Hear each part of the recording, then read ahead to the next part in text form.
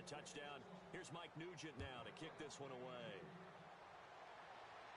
This fielded a few yards into the end zone.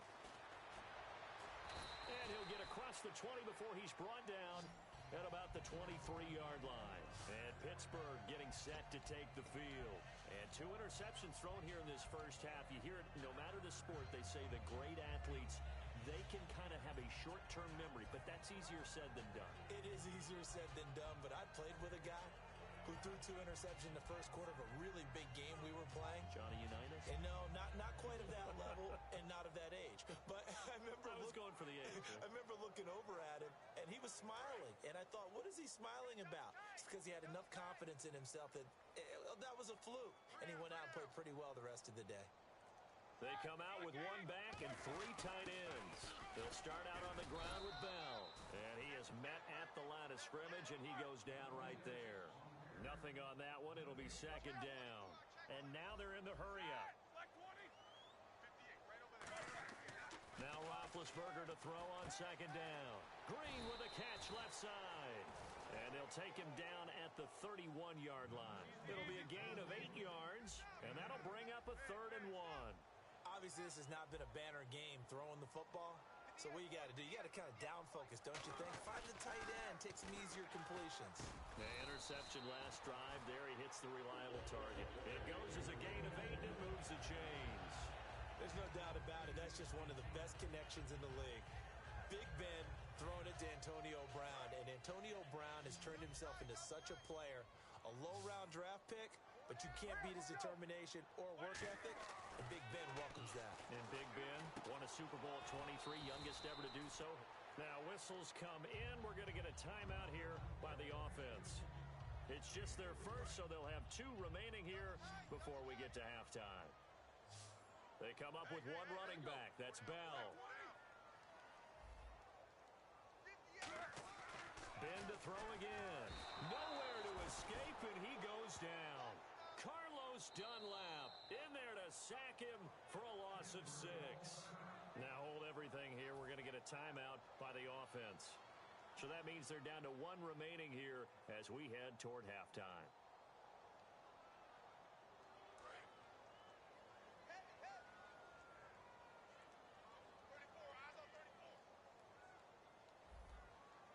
And a nickel look here for the Bengals as they try to defend this on 3rd. Now Roethlisberger. And pressure coming, and they got him once again. And now that brings up 4th down there, a loss of 6 yards on the sack. Now whistles come in. We're going to get a timeout here by the offense. And with halftime on the horizon, they'll be out of timeouts from here forward.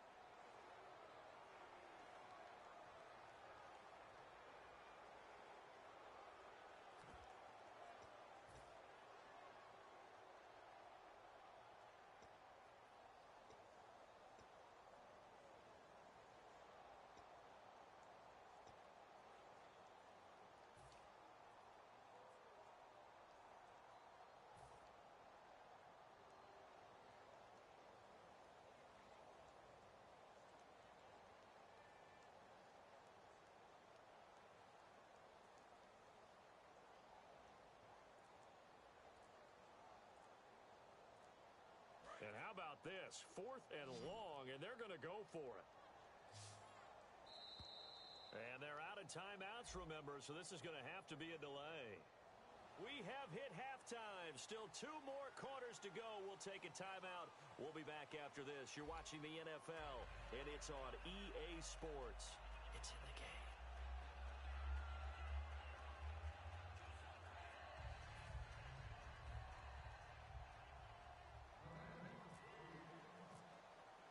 Both teams appear ready for the fight ahead, and we resume action here in quarter number 3. This fielded a few yards into the end zone. And the decision to come out is going to cost him 5 yards with a new rule as he's taken down right at the 20-yard line. The Steeler offense now with a football first here to begin the 3rd quarter. They come out here with a 0 on the scoreboard. What was said in that locker room? That's what I want to know. I would love to have been in there because we often have the feeling that there's a lot of shouting, screaming, people upset. But typically, halftime locker rooms are a lot more clinical than that. And in this case, are they upset weren't working because of execution, or did they think they were just bad plays to call? Yeah. We'll find out pretty quickly here if they felt like they had something going, but they just need to do it a little bit better or not. We'll find out. So 2nd and medium, 2nd and 5 now.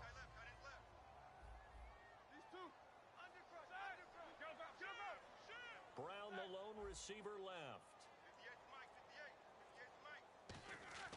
On 2nd down, here's Roethlisberger. Over the middle here to Brown.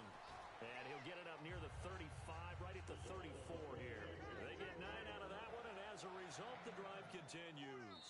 An encroachment penalty here, maybe just a mental lapse, partner. Sometimes you have to just watch the football. Make sure it's snapped before you're jumping. Well, clearly one of his advantages as a passer is his height. Sit back in the pocket, fired over the middle. That makes things tougher defensively, doesn't it? It really does, because your goal is to move the quarterback off his initial spot when he gets his drop back completed.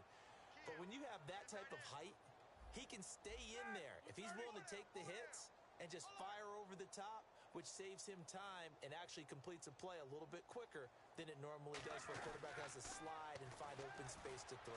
Toward the sideline, and look at that catch. Dragging the toes, and that's going to be a first.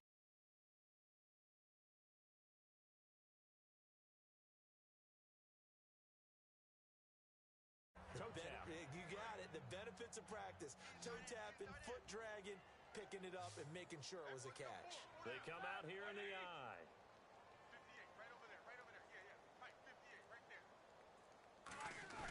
Now a play fake here on 1st down. And he takes a shot on the release as this will be incomplete. You know, I did want to ask you about the game you called this past weekend, Week 10. You had